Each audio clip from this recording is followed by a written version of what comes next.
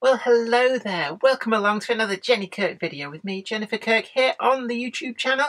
And today we've got a box opening and review. It's going to be really focusing on the livery here because we've already reviewed the base wagon on this. This is a new one that came out just a few weeks ago. But without further ado, let's take a closer look.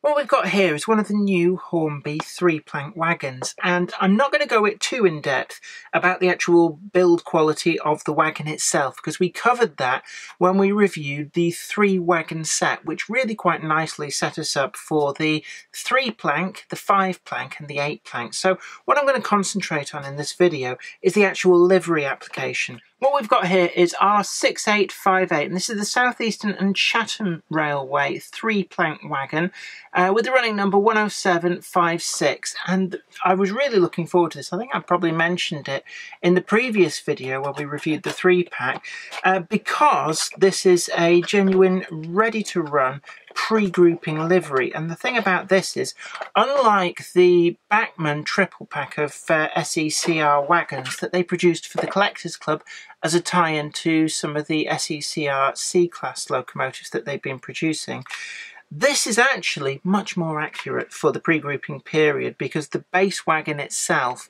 is suitable for that pre-1923 era. We've got pretty standard packaging in here. I'm going to take it out of the box. There's no extra detailing packs or anything like that. It's a pretty basic wagon. You can pick these up for around the £10–11 mark. In summary, a quick overview of the build quality. If you really want an in-depth review of that, be sure to go back and check out that 3-wagon pack that I did a few reviews ago. But it's pretty good. It's a new moulding, all new moulding it does appear to be, and it's still pretty crisp. There's no signs of flash. Everything lines up as it should, and some of this underframe braking detail has been done with etched metal parts, which is really good and so fine. It actually looks like some of these brake levers could potentially be moved.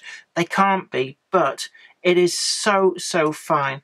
It's also got metal buffer heads. These aren't sprung, but you wouldn't really expect them to be sprung, but they are very finely done and actually quite secure in there, so it doesn't suffer from the same problems that we've seen from some of the other manufacturers such as Oxford Rail.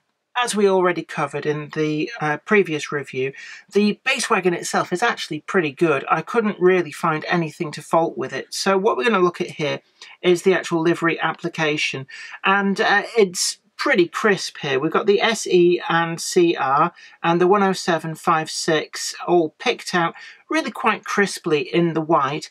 And then if we look to the wagon's underframe, we've got on here the lettering there, and actually my eyesight is getting a little bit hazy with age, so I'm looking here, I can't quite read it, but it'll come up pretty well in the close-ups, and it's probably things to do with tear weight, and might even give some details possibly about the date it was notionally built.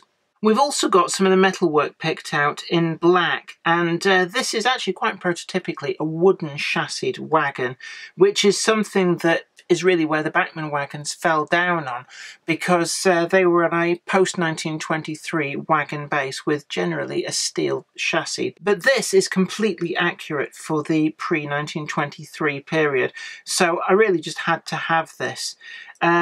We've also got the metal handbrake handle on there, and pretty good actually underframe details. And this is something that all the manufacturers have been putting on their newer tooled wagons, this extensive underframe detail. And whilst you don't notionally see it, it does give a feel of quality to the wagon. We've also got the NEM pockets on there, which have some degree of sideways play, which on a wagon that is this short, and actually this is a very short wheelbase wagon, which is pretty obvious when you put it up against a longer wagon. It's debatable why these need to be slightly mobile like that, but Hornby have done that and it does work, so we have to give them credit for that. We've got the strapping detail all picked out very, very neatly, tampo printed on the side. These are just essentially the hinged uprights that hold the planking in place on the real one. And we've also got some of the tampo printing on the end as well. And that is all pretty neat. And it does line up with the plastic moulding underneath that it's supposed to be overlaid onto. The inside of the wagon as well, we've got that picked out in a sort of a wooden colour. Now, you probably heard that there in my voice, and this is because no manufacturer's particularly got the colour of wood, bare wood, that's been weathered with application of loads and through being out in all weathers, particularly correct. It's one of those things that in model form, bare weathered wood never seems to look quite right. But in terms of the application of this sort of chocolatey dark brown, it does actually look all right. It doesn't detract from the model, so you know, I don't think I've seen any of the wagons particularly get this right from any manufacturer, so that's pretty good there as is. Overall, I'm going to give this model pretty high. I'm going to say 10 out of 10. I think I gave the red wagon that was in the 3-pack a 10 out of 10 as well.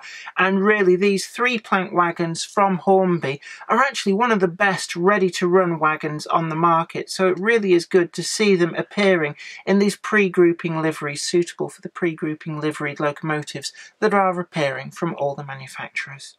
Anyway, I hope that's been really informative to you. Don't forget to like that video. And also, if you know somebody else who you think might be interested, share it too. Really important. And until next time, you take very good care of yourselves. This is me, Jenny Kirk, saying bye for now. Today's video has been brought to you in part thanks to the generous donation of my fans on Patreon. And a special huge thanks goes out to Anthony Kidson, Mark Anthony, Michael Churchwood, and Mark McShane. If you'd like to help support the show, head on over to patreon.com/Jennifer Kirk. Thank you. Today's video has been brought to you by my books, Bringing Home the Stars, Twinkle Little Star, and also you can get the complete comic collections of All Over the House, Books 1, Books 2, and also the wacky zany Life of Knob T Mouse. Thanks, and catch you later.